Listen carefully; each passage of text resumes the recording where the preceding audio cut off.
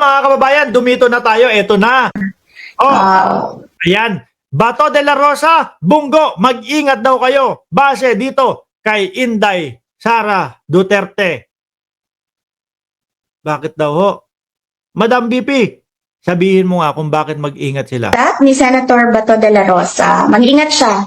Mag-ingat ka daw, Bato de la Rosa. No? Dapat ready ka lagi magtago. Dapat wag mong sasabihin kung saan yung bundok na pinagtataguan mo. Wag mong ipapakita kung saan yung bundok na pinagleletsyonan mo. Dahil pagpasok ng ICC at nandyan na ang ICC, naku po, mag-iiyakan na naman ng mga DDS. Sasabihin na naman ng mga DDS, naku, wala ng justice system sa Pilipinas. Yan na naman po ang sasabihin ng mga DDS. No? Madam BP, tuloy ho. At lahat ng mga nandoon na mga complaints ng mga former police, PNP personnel, Mag-ingat daw kayo ha. Ito ho, mga kababayan. Nung isang buwan, si Bato de la Rosa naglabas ng pahayag na meron daw pong mga kapulisan na kinakausap ang ICC. Diba? Palapit na po ng palapit sa exciting part, mga bossing, lalo na ho siguro pag Setyembre.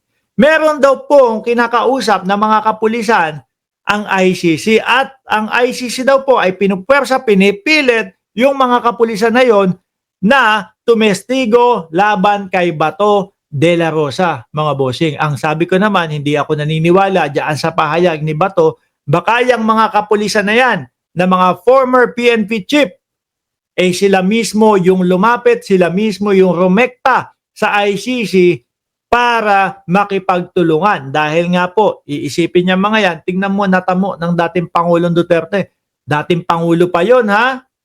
Pero, nailigay sa selda.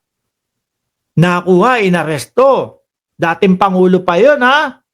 Kung tayo, PNP chief, sumunod lang naman tayo sa utos niya. Makipagtulungan na tayo. At makiusap tayo sa ICC na kung pwede, habang tumutuloy yung investigasyon, dito kami sa Pilipinas. At baka pumirma ng waiver o kung ano man, no? Na ang sinasabi, hanggat tuloy-tuloy po yung investigasyon, kami po ay nangangako na pupunta kami kada may hearing, kada 6 na buwan. Pero wag nyo na po kaming ikulong. Diba? Pwede ho yan, mga kababayan. At naniniwala ako kay Bato na nandiyan na ang ICC. No? Nandoon nga daw po sa isang hotel sa Pasay. Sabi ni Arnel Redoble, nasaan na si Baugbog? Boss Mark, ewan ko nga doon sa hinayupak na yun, hindi na bumalik. Kaya ayoko hong nangaasar ng DDS, kaya ayoko hong bumabasa ng comment ng DDS. Dahil ganyan, kapag binasa natin yung comment nila, napahiya, hindi na ho bumabalik. Diba? Nanginig na ang itlog ni Batorni. Si Sara Duterte na nagsasabi nito eh. Madam BP, ituloy mo pa. Sir? Saka ito maisingit ko lang. Saka ito labas-masok to sa ICC. Baka nauulinigan niya yan dyan sa loob ng ICC, di ba? Mag-ingat sila. Dahil kung meron mang sinasabi na merong warrant, ay malamang merong warrant yan. Aray ko po! Bato! Meron daw talaga. O kung meron mang sinasabi na may warrant kay Bato de la Rosa, ay malamang meron daw talaga. Kailan kaya? Ayun, no? Kailan kaya yun? Kasi yung sa dating Pangulong Duterte, binabash ho ako dati ng mga DDS. Hoy, Mark Ramos, puro ka ganyan, puro ka ganyan. Puro ka ICC. Ang sinasabi ko na lang, baka magulat kayo, biglang nandyan na yung ICC. At dumating nga ho, mga kababayan. No? Dumating po sa pamamaraan na nakipag-usap ang ICC doon sa Interpol at ang Interpol nakipag-usap sa PNP at ang PNP inutusan si General Torre na aresto si Digong. Nangyari ho. At ayun, doon po huling nakita ng mga DDS si dating Pangulong Duterte. Ay hindi, mali ka Mark. Nakita pala nila noong nakasalang na sa ICC. Doon po, nung nasa Hong Kong, bago po yung ICC, no, na ini-interview, inaalam kung mismong si Duterte ba yung nasa harap nila, sipain ko yung ICC na yan. Nakatayo 45 minutes na nakatayo daw ho ang dating Pangulong Duterte at sisipain ng ICC. Nung nasa ICC na po, para kang napadaan doon sa kapitbahay ninyo na merong pa-birthday party, na meron pong patimpalak na pahabaan po ng pangalan. Sino manalo pagka ikaw pinakamahaba ang iyong nabigkas ang iyong pangalan, panalo ka. O ikaw, Rodrigo Duterte, banat. My name is Rodrigo Duterte.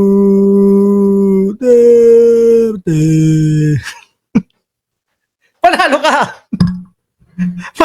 Panalo na. O, di ba? Yun ang huling kita ng mga DDS kay dating Pangulong Duterte. Baka, nako, eto kay Batorni, kay Bongo, at doon sa ibang mga PNP chief. No? Ay, hindi. Yung ibang mga PNP chief, baka magstay yan dito sa Pilipinas dahil sa pakikipagtulungan nila. No? Diyan sa ICC. Tingnan nyo na po lagi si Bato de la Rosa, si Batorni. Kung ano yung pinakalas na mai-interview at kung ano yung pinakalas na makikita natin si Batorni dito po sa loob ng Pilipinas, mga kababayan. O, game. Inday. Dahil nakita natin na meron ngang warrant of arrest. Nakita ni Inday Sara Duterte na meron talagang warrant of arrest. O, yan. Baka sabihin nyo, ito talaga si Mark Ramos, fake news ang ibinabalita.